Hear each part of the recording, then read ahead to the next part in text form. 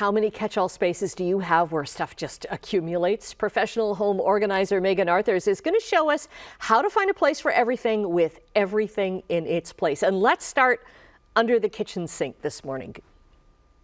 Good morning, Annette. So nice to see you again. You too. So under the kitchen, thank you. Under the kitchen sink is a big one. So what I typically find in this space are accumulations of plastic bags, overstock of cleaning supplies not being used. So what you want to house in this space is, of course, your everyday cleaner, your kitchen cleaner, dishwasher pods, garbage bags. Of course, a few plastic bags are fine, but the space can be a bit tricky to organize, Annette, because of that piping that we all have underneath the sink. So I do have my favorite go-to products now, and I have a couple examples on my table here, and they're turntables. So they work really well. You can see all of your cleaning supplies, really accessible to retrieve and put back your items. I have all of my lemonade cleaners are here. And of course, they work well for functionality. They take up that dead space underneath the sink where you're often thinking, I don't really know what to put there, and it feels like I'm wasting space. Right. Laundry room is another big one. It really is for us because it's kind of on the way to the garage, and it's like anything that's going into the garage, I'm just going to put it on the dryer and I'll take it out afterwards. Yes, exactly. So many clients of mine are like that. So it becomes this catch-all of Halloween costumes and garage items. So what you want to have, of course, are your laundry supplies. But then if the space does allow it, it's a great opportunity to put back stock, extra cleaning supplies.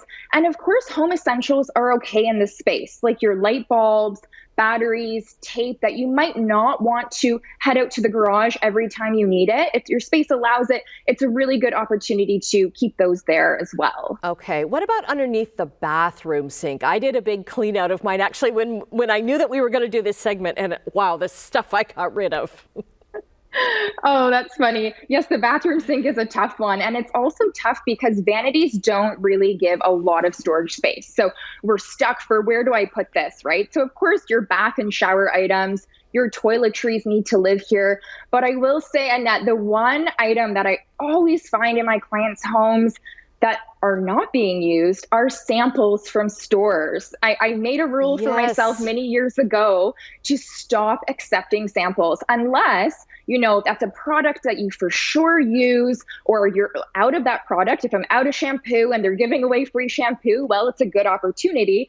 But if you're not using it, don't bring it into the space because it collects junk and clutter under that vanity, and that real estate is prime, and it's hard to find extra storage space. Okay, and then we're going to talk about the junk drawer. It is okay, you say, to have one. 100%. It is fine to have a junk drawer as long as it's organized and everything has a home.